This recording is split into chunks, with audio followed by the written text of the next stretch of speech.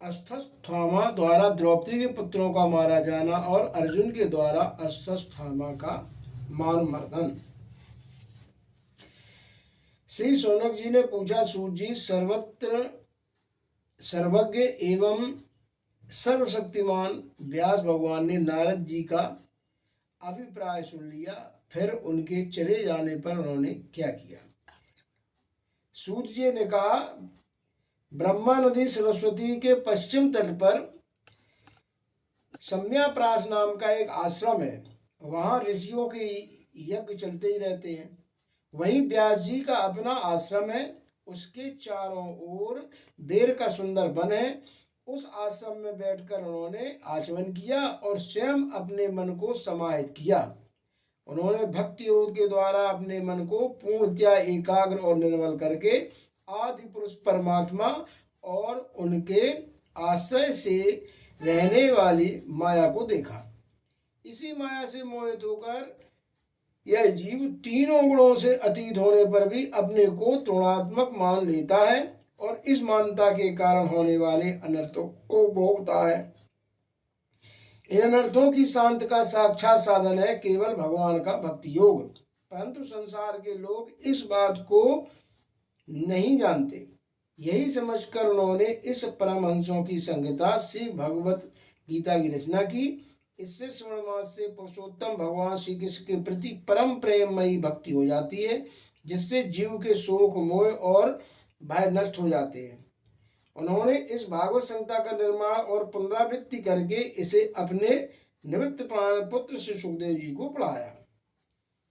श्री सुखदेव जी ने पूछा, श्री सुखदेव जी तो अत्यंत निवृत्त प्राण हैं, उन्हें किसी भी वस्तु की उपेक्षा नहीं है, वे सदा आत्मा में ही रमण करते हैं। फिर उन्होंने किस लिए इस विशाल ग्रंथ का अध्ययन किया? सूत जी ने कहा, जो लोग ज्ञानी हैं, जिनकी अविद्या की गांठ खुल गई है और जो सदा आत्मा में ही रमण करने वाले हैं, वे भी भगवान की हेतु रहित भक्ति किया करते हैं, क्योंकि भगवान के गुण ही ऐसे मधुर हैं जो सबको अपनी ओर खींच लेते हैं।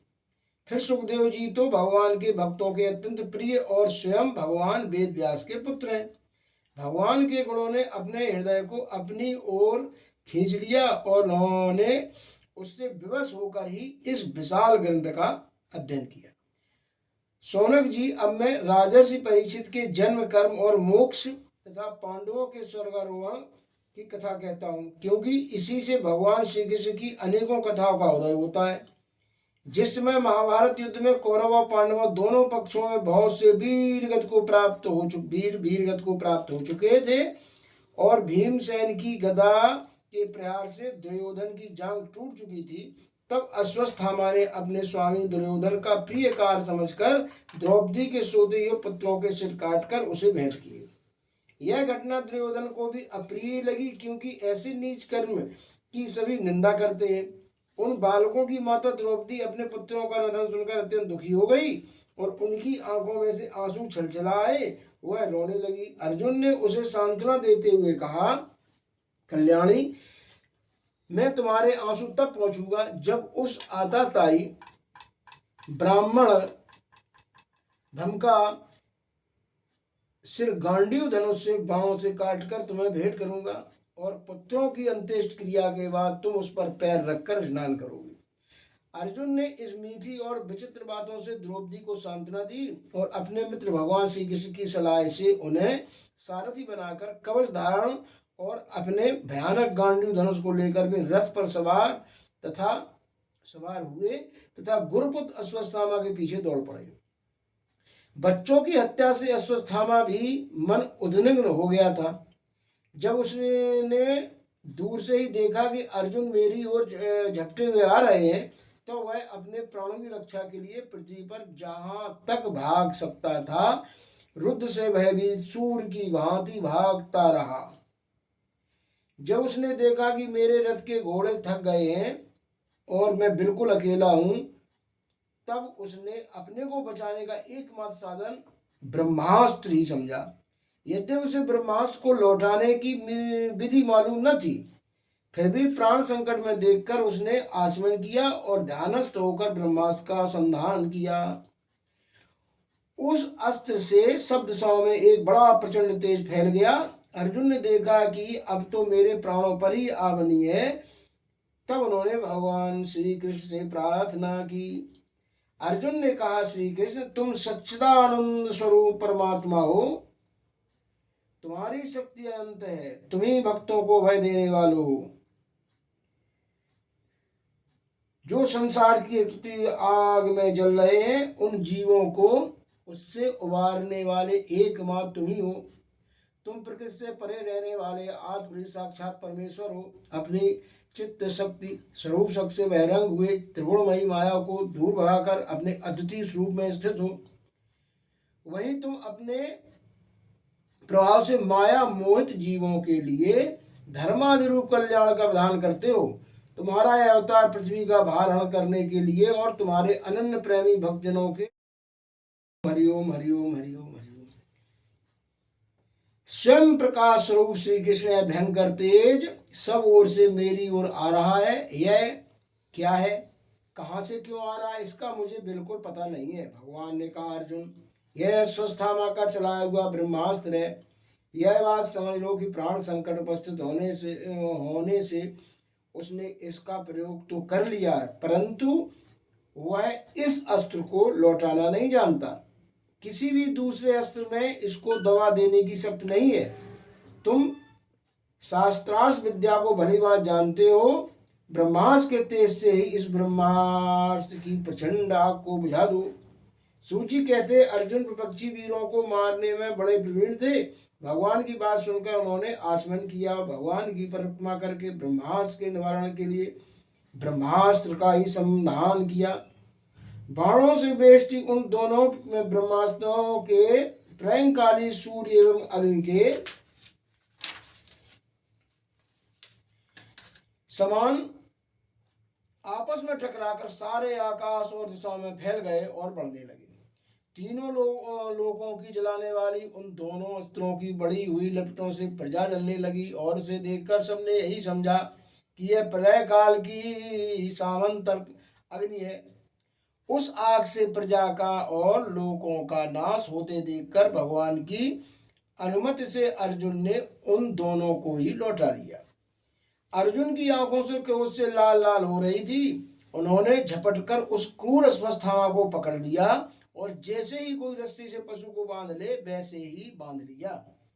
अश्वत्थामा को बलपूर्वक बांधकर अर्जुन ने जब शिविर की ओर ले जाना चाहा, तब उनसे कमल नयन भगवान श्री कृष्ण ने कुपित होकर कहा, अर्जुन, इस ब्राह्मण धाम को छोड़ना ठीक नहीं है।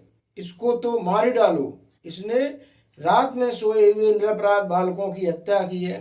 धर्मवेत्ता पुरुष असावधान, मतवाले, पागल, सोए हुए बालक, स्त्री, विवेक शून्य, शरणागत, रथहीन, भयभीत शत्रु को कभी नहीं मारते, परंतु जो दुष्ट और क्रूर पुरुष दूसरों को मारकर अपने प्राणों का पोषण करता है, उसका तो वध ही उसके लिए कल्याणकारी है। क्योंकि वैसे आदत को लेकर यदि वह जीता है तो और भी पाप करता है और उन पापों के कारण नरकगामी होता है। फिर मेरे सामने ही तुमने द्रौपदी से प्रतिज्ञा की है कि मानवती, जिसने तुम्हारे पुत्रों का वध किया, उसका सिर मैं उतार लाऊंगा। इस पापी कुलांगार आदताई ने तुम्हारे पुत्रों का वध किया है और अपने स्वामी दुर्योधन को भी दुख पहुंचाया है, इसलिए अर्जुन, इससे मार ही डालो। भगवान श्री कृष्ण ने अर्जुन के धर्म की परीक्षा लेने के लिए इस प्रकार प्रेरणा की, परंतु अर्जुन का हृदय महान था।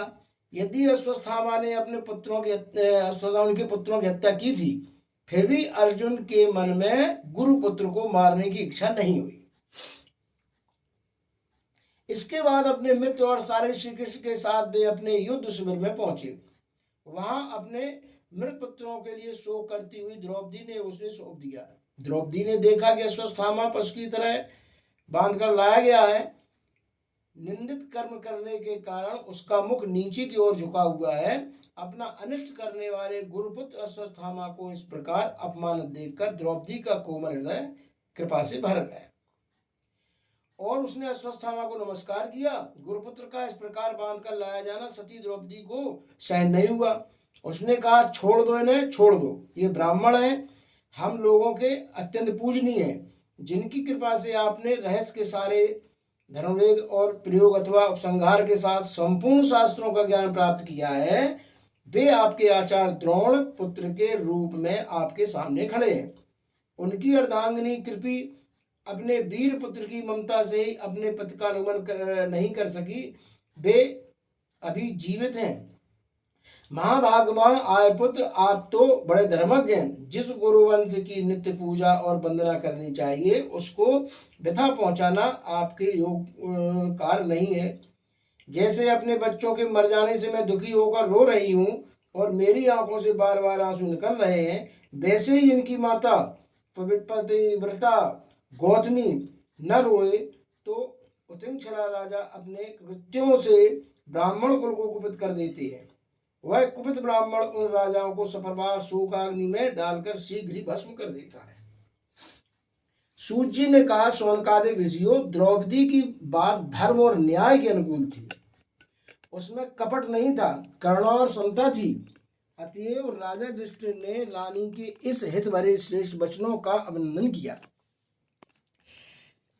साथ ही नकुल, सहदेव और सात्विक अर्जुन, स्वयं भगवान श्री कृष्ण और वहां पर उपस्थित सभी नर नारियों के द्रौपदी की बात का समर्थन किया। उस समय क्रोधित होकर भीमसेन ने कहा, जिसने सोते हुए बच्चों को न अपने लिए और न अपने स्वामी के लिए बल्कि व्यर्थ ही मार डाला, उसका तो वध ही उत्तम है। भगवान श्री कृष्ण द्रौपदी और भीमसेन की बात सुनकर और अर्जुन की ओर देखकर कुछ हंसते हुए बोले।